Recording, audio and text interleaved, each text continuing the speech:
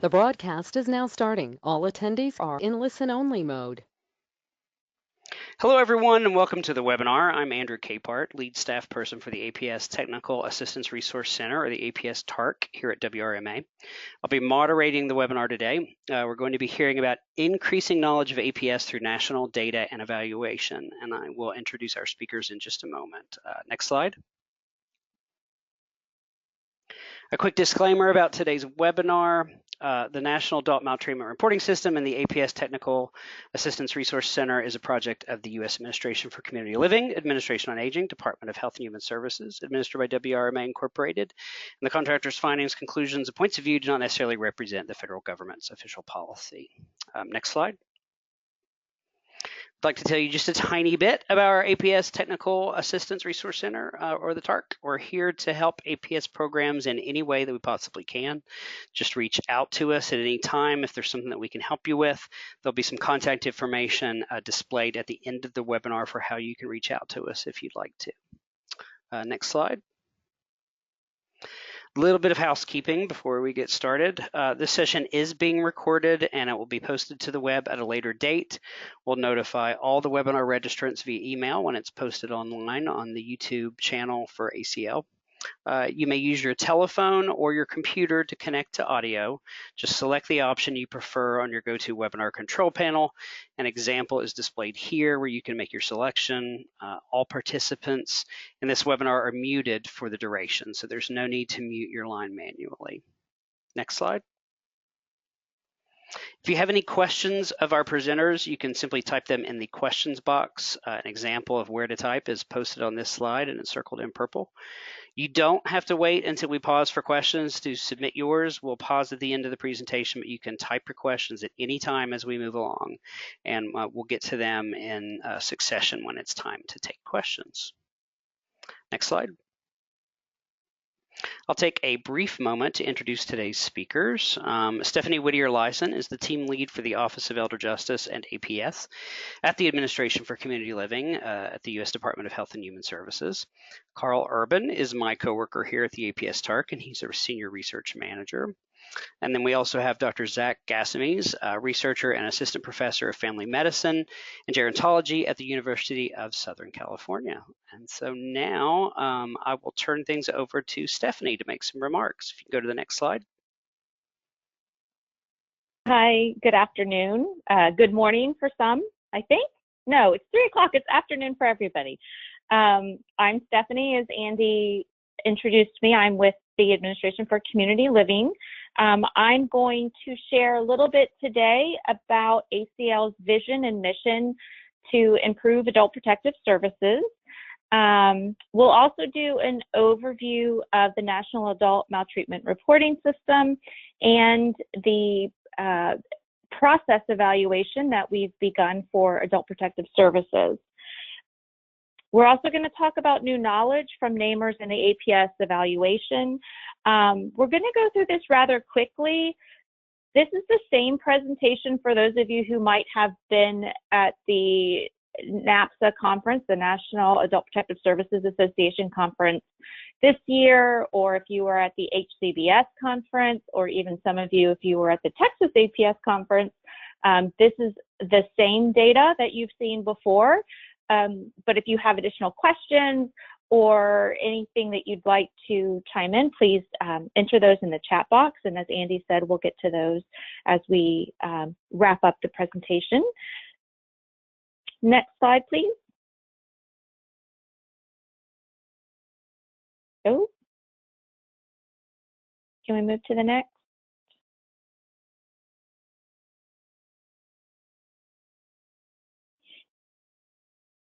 Okay, I'm not seeing.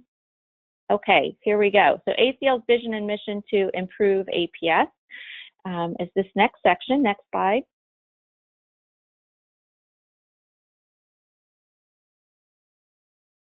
I think I'm having some delays. Yeah, it looks like there's a few delays for everybody. There you go. Wonderful, thank you. So to kick us off, I want to set the context for not only the work that we're going to talk about today, but all of the work that we engage in at the Administration for Community Living around that issue or the topic of elder justice. So all of the programs that we have, including our APS programming, but also the legal services programming, long-term care ombudsman, our retirement security, that is all framed within the context that we are striving to help develop a comprehensive multidisciplinary system to support older adults and adults with disabilities, because we are broader than just the Older Americans Act, even though we're housed within the Administration on Aging. But our ultimate goal is that these individuals, all individuals, can live where they choose, with whom they choose, and participate in the communities to the extent that they would like to without the threat of abuse, neglect, and exploitation. Okay, next slide. I'm getting a lot of flashes, Andy. I don't know if that's everybody, but just FYI. Yeah, no, I think there is. Thanks. We'll see if we can. Okay, sorry all, but we're going to move right through it. So why did we undertake the projects that you're going to hear about today, as well as others that we're doing? This will not be a surprise to folks. We've seen wide variability across the country, as well as within states themselves with APS programming. We've had no national performance data, which NAMRS is not, but we haven't had any to understand how APS is doing. We've had inconsistent state data. There's not been a national effort. We've had no comprehensive evaluation or on a national scale about state systems, what works, a theoretical framework for even understanding APS. And because of all this, the efficacy and outcomes have been difficult for us to define and measure. So these were all the challenges that we were faced with in trying to figure out some of the solutions or activities towards those. Next slide, please. Yay. Okay, so here are a few of the projects that we've initiated to help address some of those challenges. We'll talk about the National Adult Maltreatment Reporting System and NAMRS, the APS TA Resource Center. Many of you know about our National Voluntary Consensus Guidelines. We're conducting 2 separate evaluations of adult protective services. One is a process evaluation, which you'll hear about today. The other one is an outcomes evaluation, which some of you might have heard about, but we'll be coming out with more information soon.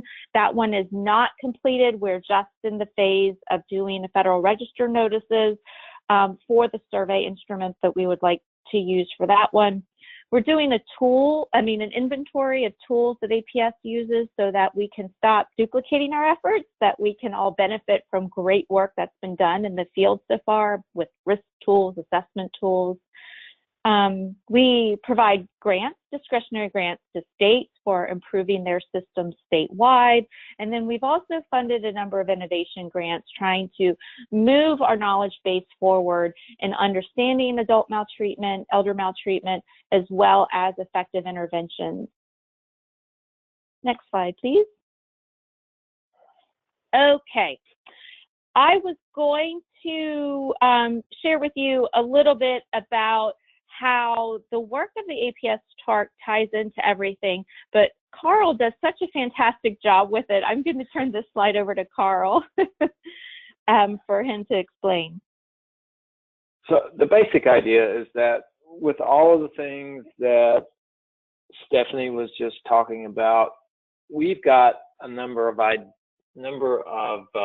things that we're working on that's all geared towards this idea of developing knowledge and trying to better understand what the evidence base is for adult protective services. And so you see in that first column there where we talk about data and evaluation that are geared towards doing that. So we do that through the NAMRS project and the data that we've been collecting on that. And then we've been able to, with that NAMRS data, start doing some process evaluation work. So we're looking particularly, and Zach will give you a little bit more detail on this, understanding policy, understanding practice. We're going to do a survey this year on APS practice, and then the whole idea of trying to look at outcomes. And we have, through our evaluation, tried to define some outcomes.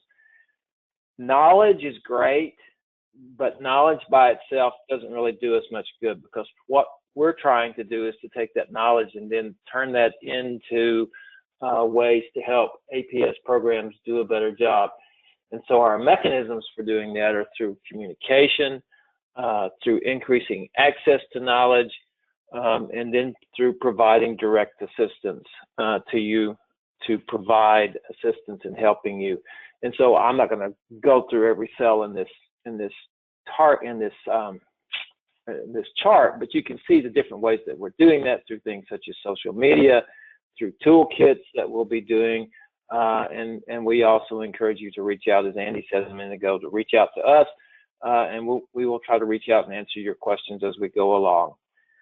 Build the foundation, understand the evidence base, and then implement the tools and the process and the progress for improving what we're doing in APS. Next slide, please. I remembered. Thank you very much, Carl, for handling that one.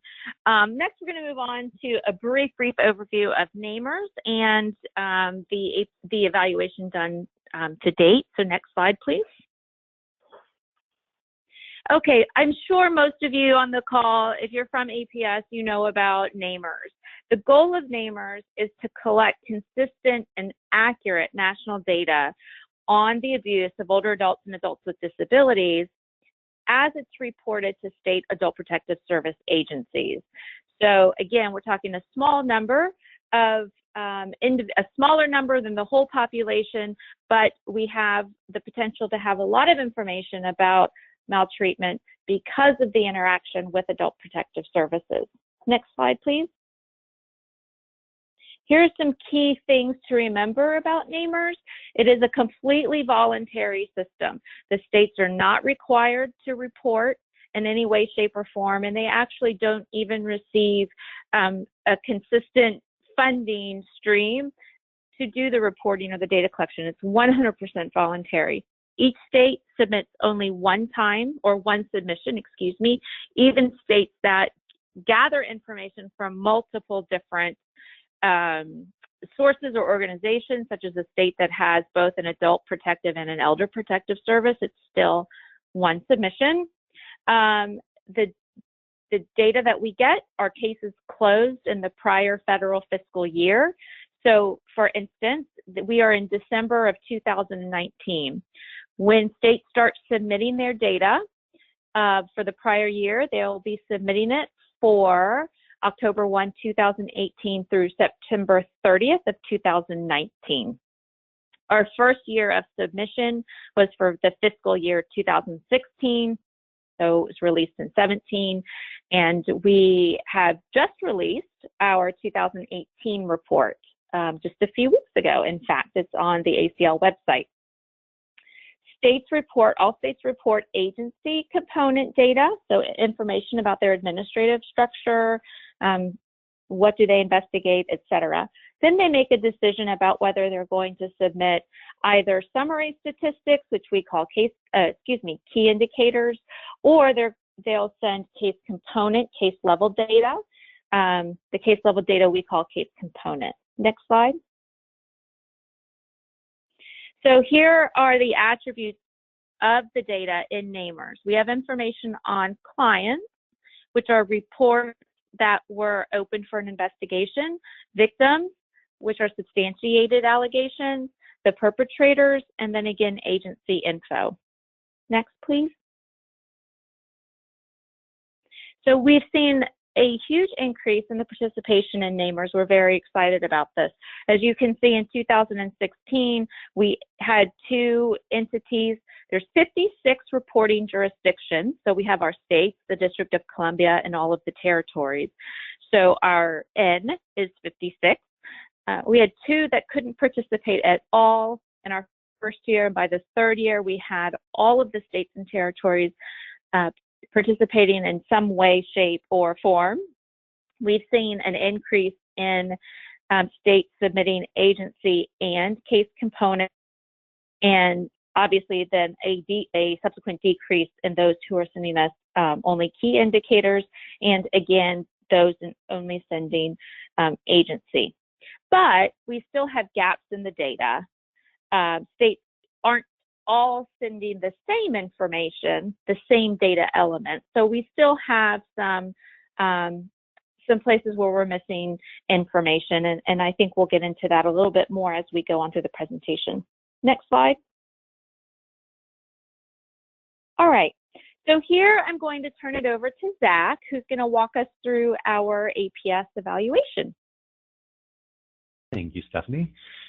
So I, as the dry academic, have the task of walking you through the approach we took to the evaluation and kind of how we're thinking of evaluation in general as we've approached this project.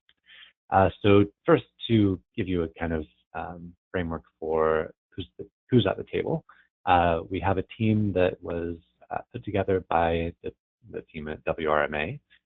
It's paired up APS subject matter experts and PhD researchers, and a couple of us who have a little bit of knowledge on both sides of the framework.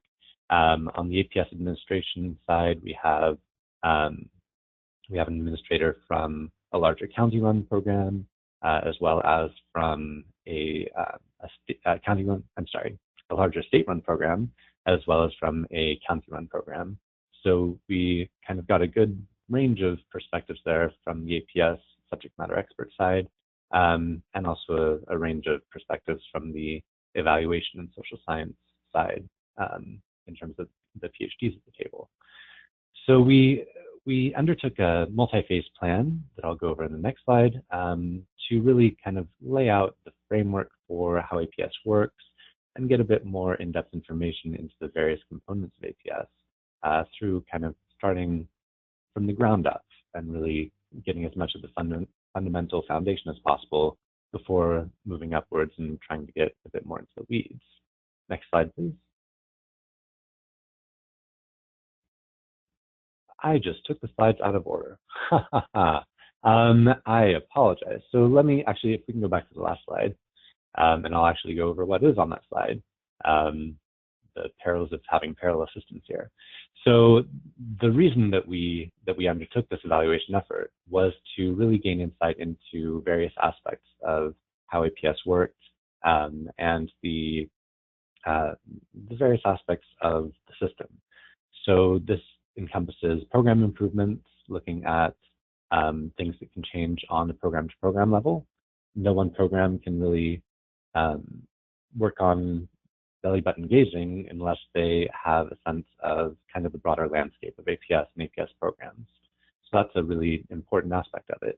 Another aspect is the initiative improvement aspect, in which we're really hoping to support other initiatives surrounding the improvement of APS, in part through the voluntary consensus guidelines for APS systems, adding more information that can enhance the inputs going into the process of establishing voluntary consensus guidelines, enhancing the NAMRS system, etc.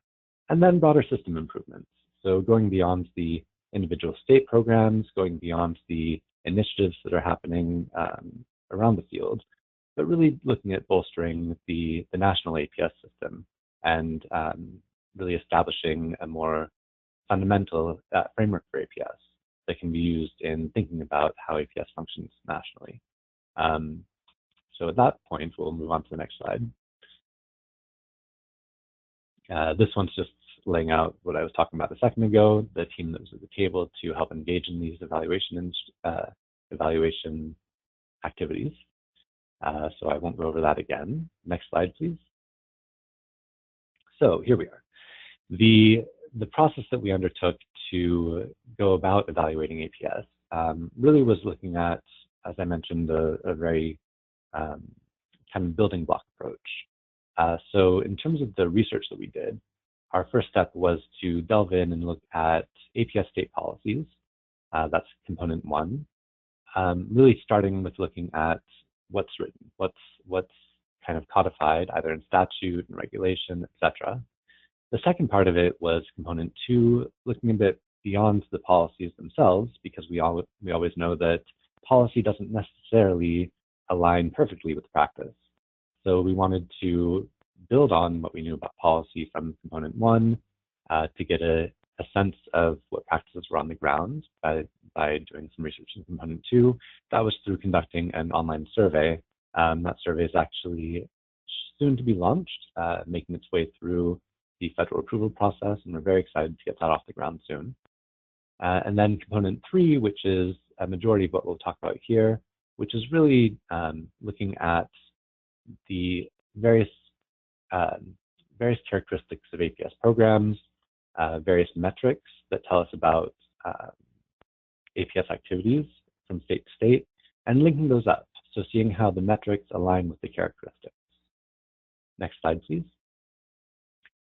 So in order to investigate all of these things, we first needed the conceptual model that Stephanie talked about as lacking initially.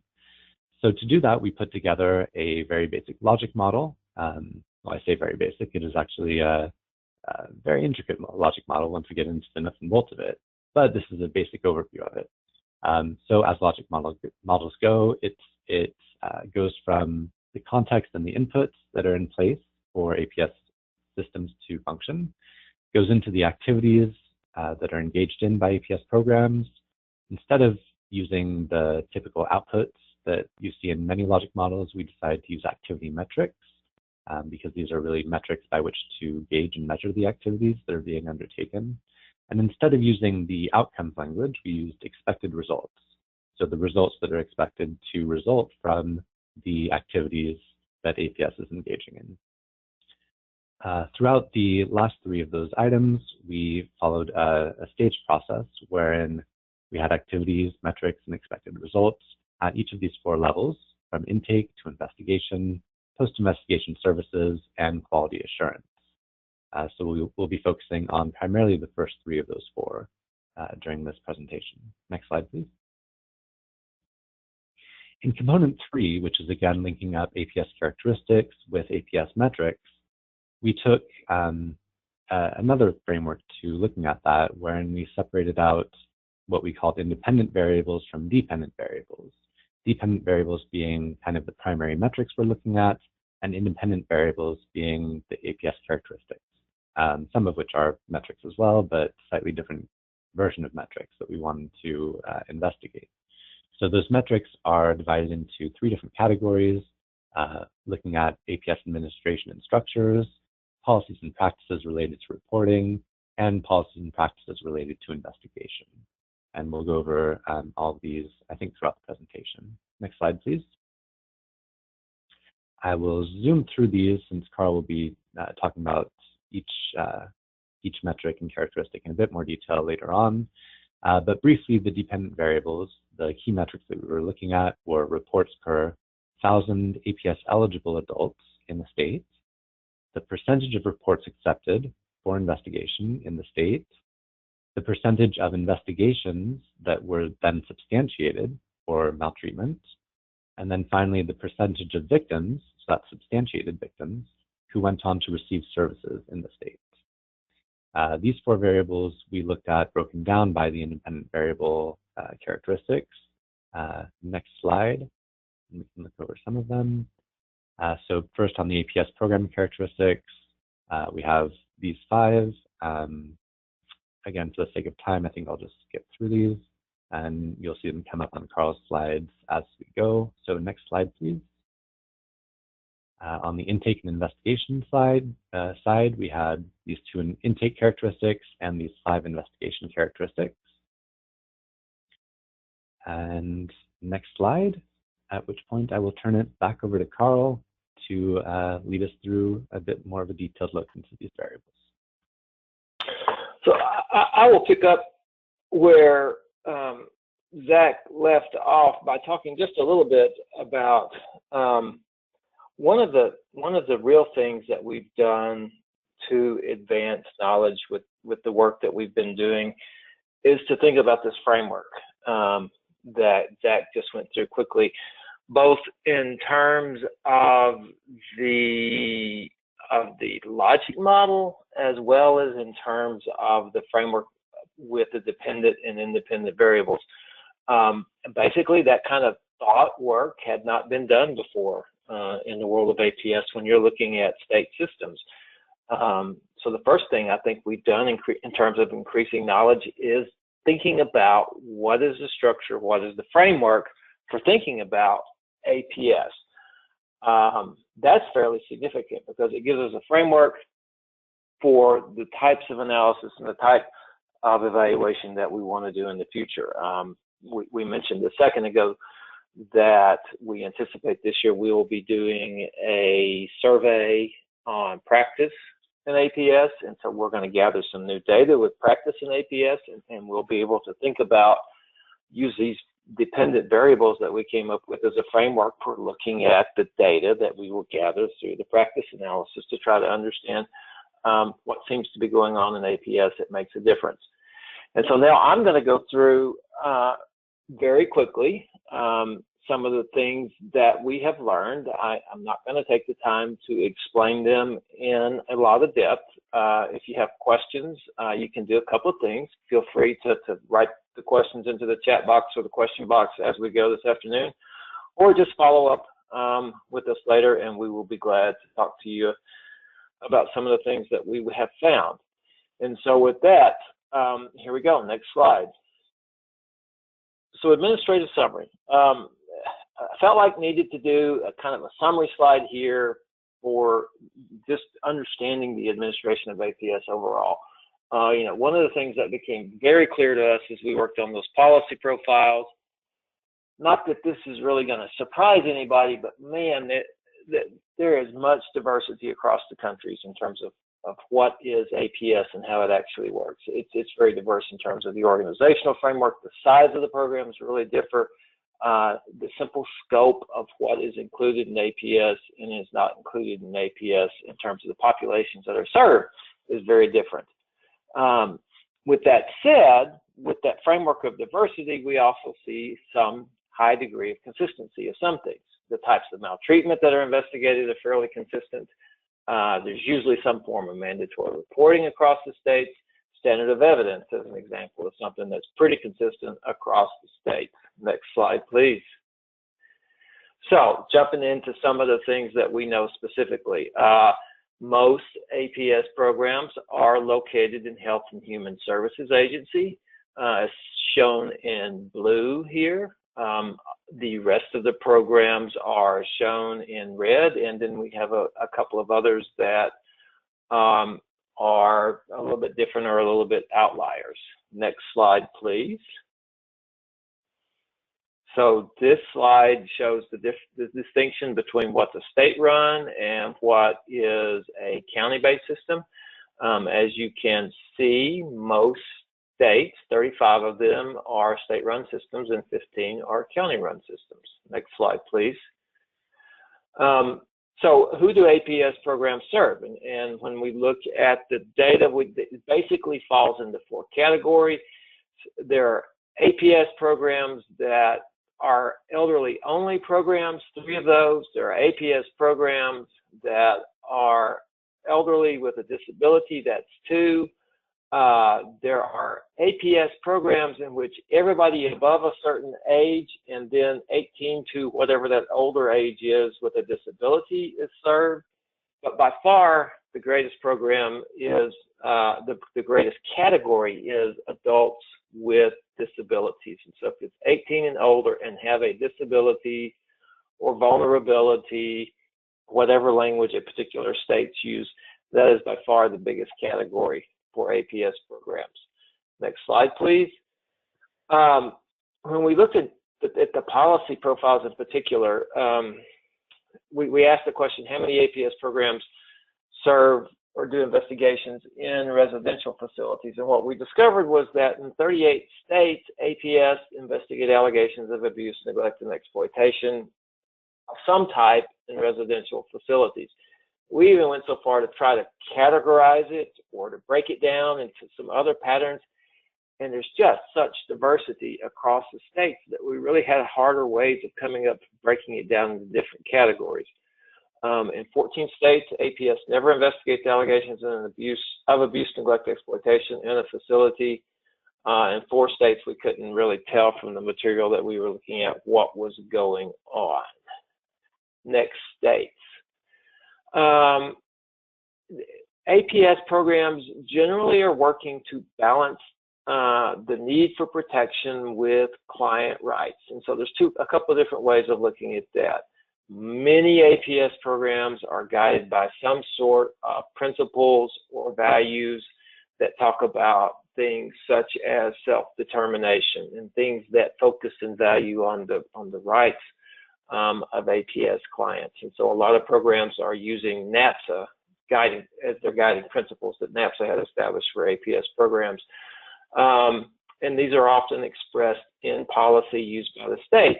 While conversely, we discovered 69% of the programs have some ability to seek an emergency order to provide protective services. So that is kind of the other end of the spectrum. You want to be able to provide protection, and so the APS program is empowered through the type of emergency protective order that you can get to provide protective services. And they try to do that within the construct of providing and protecting client rights at the same time.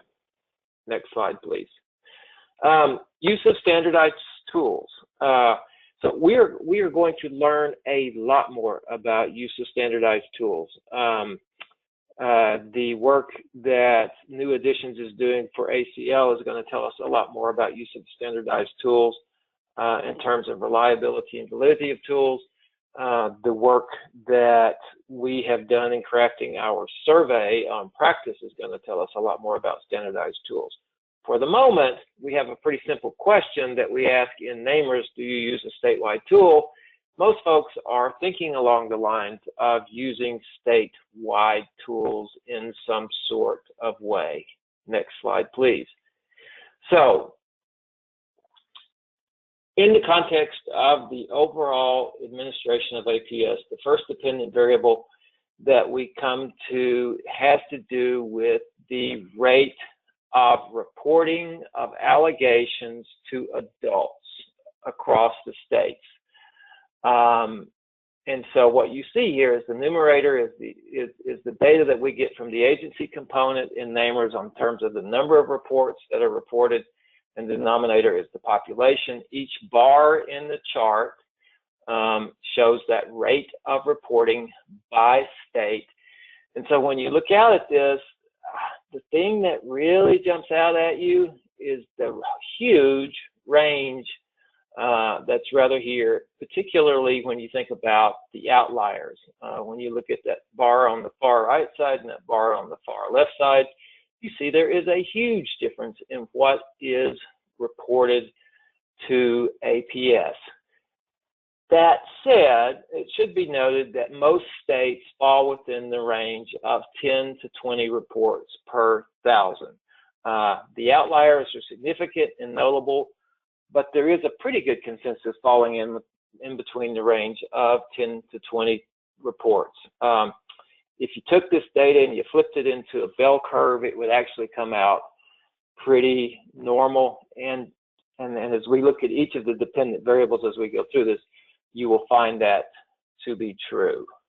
So the next thing that we did as part of the evaluation, next slide, was we tried to take the independent variables and figure out what was the relationship with the dependent variables. Where was there a relationship between all those independent variables that Zach ran through and the dependent variable? And we looked at that on a statistical level. And so the first question we asked was, with those independent variables, what is related to the rate of reporting?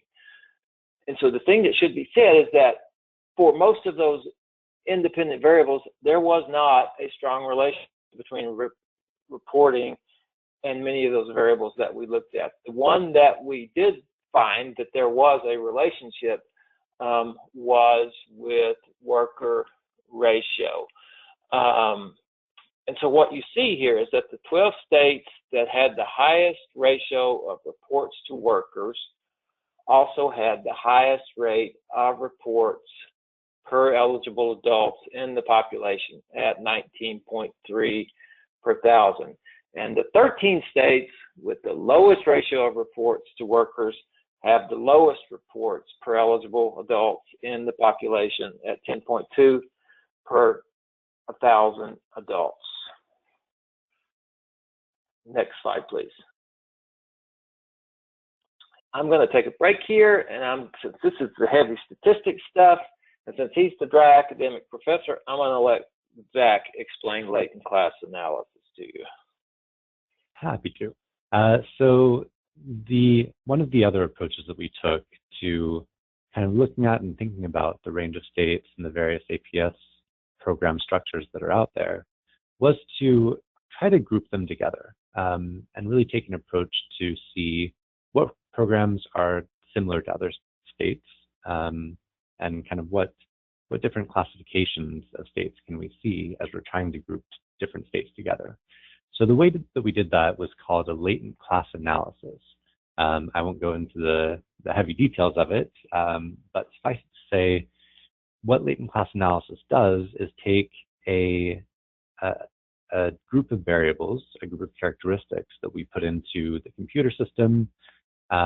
We tell the computer that we want to characterize different states based on where they fall with regards to these characteristics. And the computer spits out these different groupings of states based on kind of looking at the range of characteristics that we fed into it. So based on the characteristics that we thought were the key distinguishing characteristics between programs, these are the 4 groupings that our latent class analysis gave us. When looking at these 4 different groups, it kind of stood out that the four characteristics at the top were the most common things that defined the states within each group, the most common commonalities. So the ones on the far left, the standard group, were kind of archetypal policies and practices, what we might expect from a majority of APS programs. The second one is universal reporting. The most commonly shared characteristic between these states was that they had really broad mandatory reporting that encompassed all people, all citizens living in the state.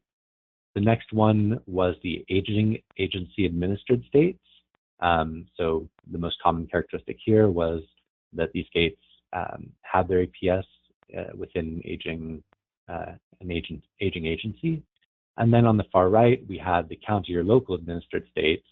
Again, the most common characteristic amongst these states was that they were administered at the county or local level.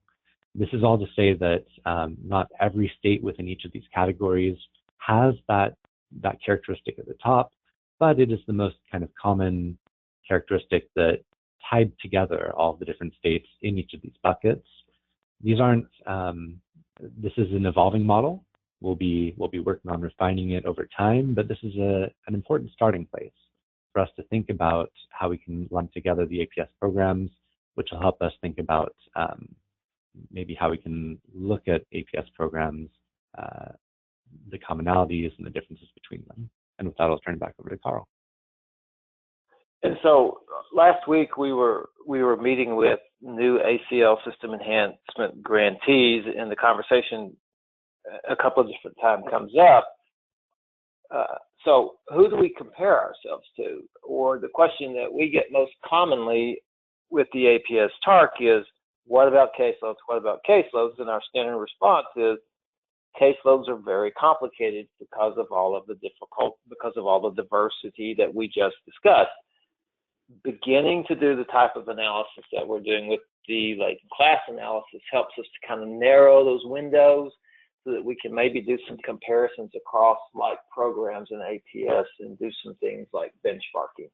I would just reiterate the last point that Zach made, which is that this will evolve. Hopefully it will improve when we add some variables with the practice survey. Maybe we can make it even more refined. With that said, let's go on to intakes. Next slide, please. Next 2 slides, I guess. So let's talk about intake processes. We all understand what intake is in APS. It's the process of doing pre-screening before the investigation. So the first thing that we know from NAMRS data is we ask states the question about, do you have a statewide centralized model? Do you you have it, you collect data only at the local level, or do you do it at both the state and the local level? You can see 53% of the states do it at the state level, 24% local, 22% at both. Next slide, please. Next question is this issue of mandatory requirements in APS. And so 15 states have universal reporting. By universal reporting, we mean the statute says everybody has to report. When statutes do specifically mention certain communities within the state, medical and law enforcement are by far the most frequent mandated reporters in APS. There are a few states that have no or few mandatory reporting requirements. And there are some states that go into great detail about who is a mandatory reporter, with one state listing up to 13 different types of mandatory reporters in their state statute. Next slide, please. So who reports to APS? Primarily professionals, followed by relatives. Self-reporting is a pretty low percent, and there's a number at 12% for other that did not fall into any of our categories. So professionals are the leading type of reporter to APS. Next slide, please. So within NAMRS, one of the things that we ask is, as a result of the screening process, what percent do you screen in? What process do you screen out? And so last year we had 1.7 million total reports, of which 800,000 roughly were accepted. So you can see that's somewhere around 50%. And as you're about to see in a minute, the diversity on this one is incredible across the states. Next slide, please. And so that's what this particular slide shows. We get to the second dependent variable as part of our evaluation, in which we look at the percent of reports accepted by APS. And the range, once again, is really, really significant. And again, the outliers kind of jump out at you. I think the most safe and simple conclusion that we can draw from this is that there is a lack of uniformity in practice in the ways that states accept and process intakes. And so this is obviously one area among many that it would be interesting to do a little bit more digging and exploring, and we'll get into some of that, I think, probably with our practice survey. Next slide, please. So we also tried to look at which of those independent variables had a strong relationship with that particular dependent variable related to intake, and the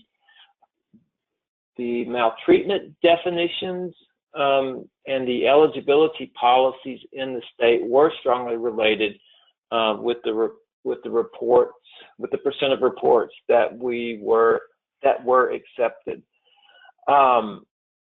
And so when we were looking at eligible populations, you can see here that the higher percents were with those states that were with adults with disabilities and all elderly, or with the states that were elderly with or without disability vulnerability. And then in terms of the percent of reports accepted by maltreatment definition, we broke it down into two variables. One was, did the state have what we called a comprehensive maltreatment definition, which meant they investigated lots of different types of maltreatment, or a limited maltreatment definition. And you saw a pretty strong relationship between that and the rate of reports that were accepted. Not surprisingly, the more comprehensive the definition, the broader percent of reports that were accepted. Next slide, please. So within our logic model framework that we came up with, you go from intake to investigation. And so we've learned a number of things about investigation that we go. We asked the question in NAMRS, what standard of evidence do you use? And by far, over half the states use preponderance of evidence. has their substantiation standard at 62%. None of the other standards comes very close to that. Next slide. We tried to look at the question of who is within NAMRS. We collect data on who is the partner for APS. Law enforcement is the most frequent partner for APS. And you also see licensing or other agencies as well as advocacy organizations. But you can tell by looking at the N in this particular slide, this is a good example of what Stephanie was talking about before. Not a lot of states actually collect data and reported data on this. Still, nonetheless, it's interesting to think that law enforcement and prosecutorial offices are our most frequent officers in APS based on a pretty limited sample. Next slide. Length of time for APS investigations. And so this is from the start of the investigation to the disposition is an average of 54.8 days. In NAMRS, we also looked at the length of time for case initiation. That's from receiving the report to initiating the case. That's 2.3 days. We also look at total case duration, and that is about 70 days. The chart that you see here shows that for the length of time for the investigation part of it, it shows that it's pretty much typical bell curve with about 24% of the cases between 31 and 60 days. Very few cases that don't last very long, and much fewer cases that last a really long time. Next slide, please. So, what about the question of recurrence? In NAMRS, we asked the question if a victim has had a previous report, and so you can see the numbers here at 45%. Not surprisingly, when you look at it by maltreatment type, you see that by far the most frequent type of maltreatment with a repeat for a particular victim was for clients with self-neglect, followed by exploitation and so forth, as you can see here. The next thing that we looked at were, for what reason were APS cases closed? And so it basically falls down into, we did an APS investigation and closed the case. We did an APS investigation and we provided services. And so you can see that almost half of APS cases involve some type of provision of services for the client to address the maltreatment. You see some cases were also closed because of client death or because that client was exhibiting rights of self-determination and APS did not follow through on the case. Next slide, please. The third dependent variable that we looked at then was substantiation rate. And honestly, this is one where you would think there would be more consistency in this than you would see in something like the intake rate. You would think substantiation is a little bit more defined in terms of process and in terms of the process outcomes that we look at. And indeed,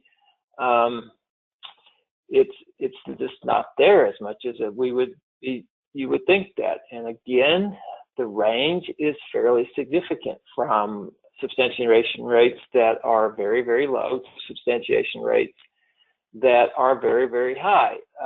There's obviously a lot of factors that go into this.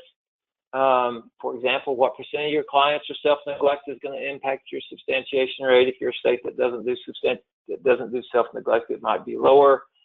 The conclusion again, though, is that there is a lot of definitional variation in policy and practice across APS. If your state is high or low, it doesn't mean your practice is right or wrong, but it does mean that there is either some definitional or some sort of policy practice that means you are different from the norm across the country. Again, this would be something that would be interesting to look at over time. And again, while the outliers really jump out, the vast majority of folks are in the middle on this one as well. And you can see that the average percent that is substantiated is at 35%. In terms of the relationship between the independent variables and the dependent variables for investigation, states that have less stringent standards of evidence is associated with a higher percentage of reports that are substantiated. And so that one seems very, very self-evident and is what you would expect when looking at APS. The final thing and final area that we want to look at is the area of post-investigation services.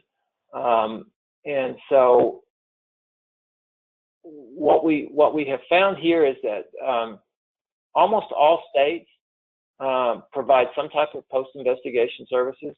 9 states provide services to family members, and 5 states actually provide services to a perpetrator. When we looked at the dependent variable here, we have many less states that are able to provide us with detail on the services that they're able to provide. So you see the number of states here is much less. And you still, again, get a pretty good range. And the overall average is 33%.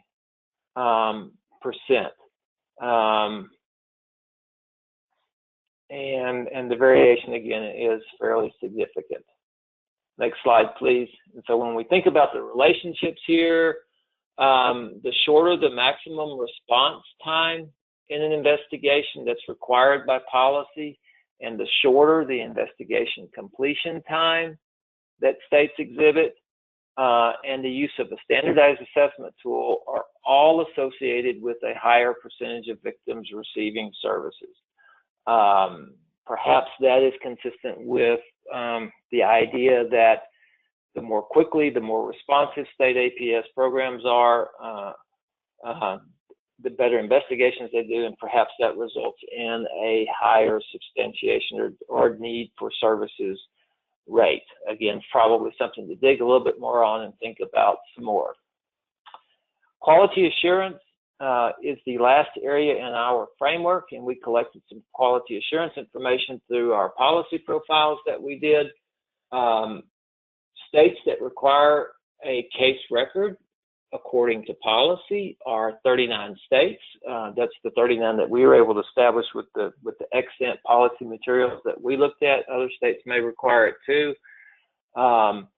States that require a supervisor have a role in reviewing and approving cases is 36. So most APS programs are requiring documentation and requiring supervisor approval. We also asked a more general question of, is there anything else in terms of quality assurance that the state is maybe doing? And 25 states had a variety of different actors that would kind of fall in this other category. We are well aware from an APS TARC perspective that this is an area that states across the country are interested in learning more about, and so we plan on doing some work on it later in the year. Next slide. So here's some of what we think it means. There's a lack of consistency across states in definitions and key decision-making processes in APS.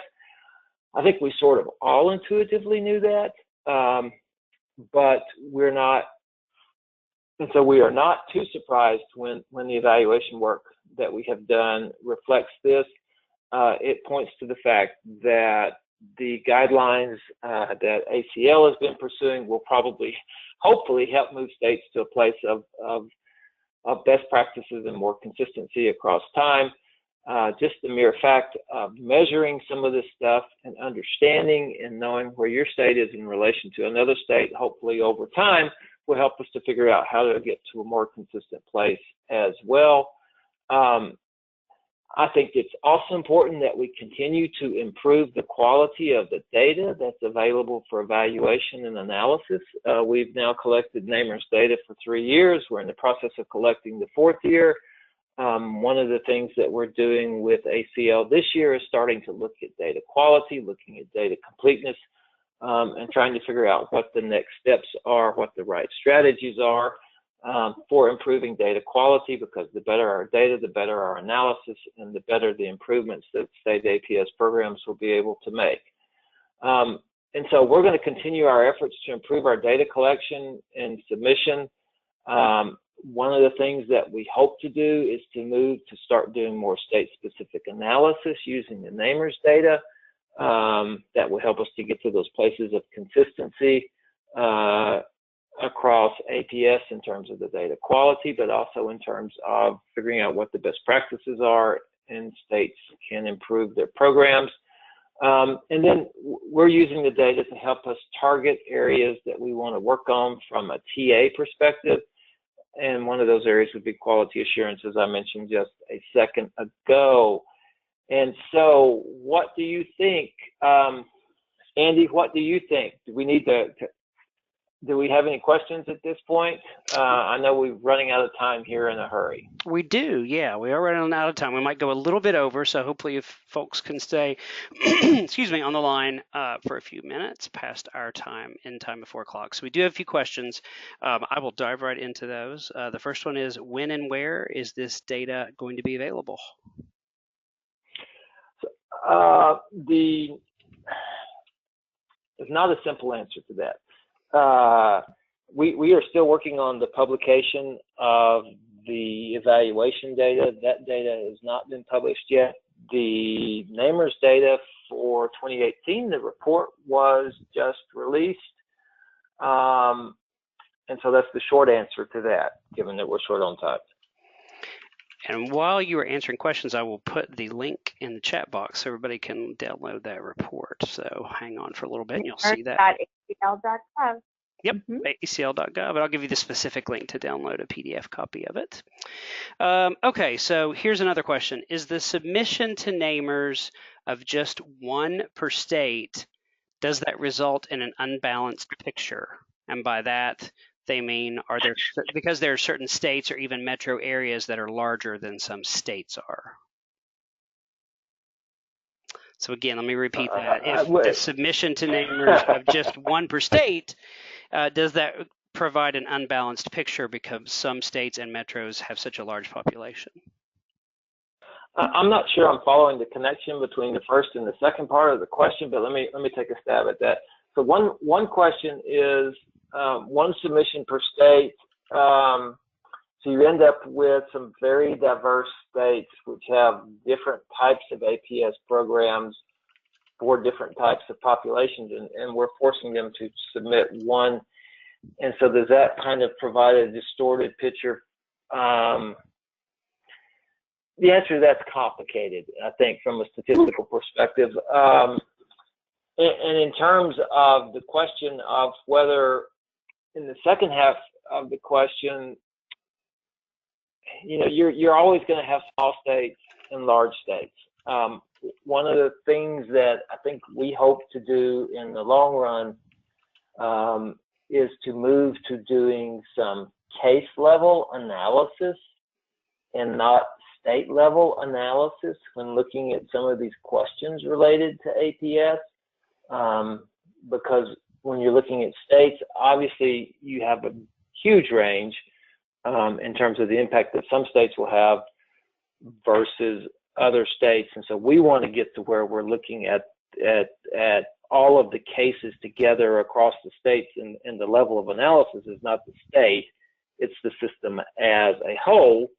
At the same time, we recognize that it's information on states that help states to improve. So we're trying to find that right balance there. Zach, do you have any feelings on the statistical perspective? Before Zach goes, yeah, go ahead. I'm sorry. I just wanted to reiterate from a big perspective, not the statistical perspective, which Zach will provide, but we are aware of the challenges in terms of not not the whole state. Sometimes you might only have the large urban area report, and that's why we are very cautious in the type of data analysis that we do and that we so we are very cognizant of that challenge. And then Zach, do you want to handle the statistical conversation? I won't get too into the weeds, but I will just say that we've been very cognizant throughout the evaluation process to choose a level of analysis that is appropriate to the question being asked. So for some questions, we are doing analyses at the state level, wherein every state is treated as equal. So for example, in counting the number of states that have certain policies or procedures. For other analyses, we are really interested in the client or the victim level. And for those, we are using the client/victim level data to really ensure that, you know, we're not necessarily giving additional weight to smaller states or bigger states, but we are treating every victim as an individual and as a unit of one as we're looking at the analyses.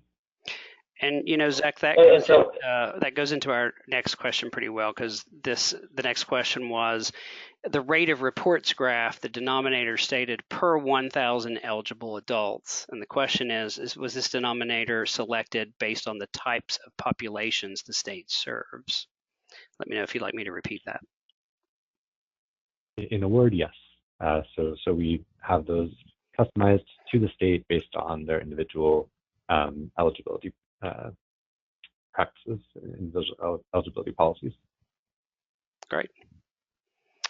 Let's see. Another question is, if I understand this correctly, how many state-sponsored APS agencies use the same data system for consistency? Again, how many state-sponsored APS agencies use the same data system, I guess, across the entire state? Do we have any data on that? So is it how many across the country are using the same, or how many within a state are using the same system? I believe it's within a state are using the same system. Most. How's that? Yeah, I would concur with that too. There's a few that we know that use different systems. I believe California uses a few different systems across the counties. But yeah, I agree with what you're saying, Carl. And I think one of the things that we've seen with NAMRS is that it has encouraged, and the ACL grants have incentivized states to move to having the same system across the state. So while it's not 100% across the country, I think most do. Yeah. And then I think I'll share a couple comments, and then I think we'll have to wrap up for the day because we're a few minutes over. But one comment was, what surprised me the most was the diversity of results across the board. And I think that's definitely surprising to a lot of people, is the diversity of the programs are reflected in the results so much. And then another comment was for Wisconsin, there's at least it severely underreports elder abuse on tribal lands. Where we are county-based and counties get state funds, they have 11 tribes that do not get funding. So that was another comment, just to take into account some of the tribal entities that may or may not be reflected here. All right, I think with that, if there's no further comments from our speakers, going once, going twice, I think we will wrap things up. If we can go to the very last slide of the slide deck, there'll be some contact information on here, right here. They contact us. You can reach out to us via the APS TARC website, and you have the web address right there. There's also an email address, apstarc-ta@acl.hhs.gov. There were several folks that asked about the slides for today's webinar. You can download those under the handout section of your GoToWebinar control panel. You just click on the hyperlink that says slides, but you can also reach out to us. We'd be happy to send those to you as well. I'm sorry that we didn't get to all the questions that were asked, but we'll relay those to our speakers and maybe they can get back to you on some of that. Thanks everybody for your attention. Oh, also this is recorded, as I said earlier, and we will let everybody know when this is posted online so that you can review the entire recording. Thanks so much to our speakers, to Stephanie, Carl, and Zach for giving us all of this great information today, and I hope everybody has a great afternoon. Take care.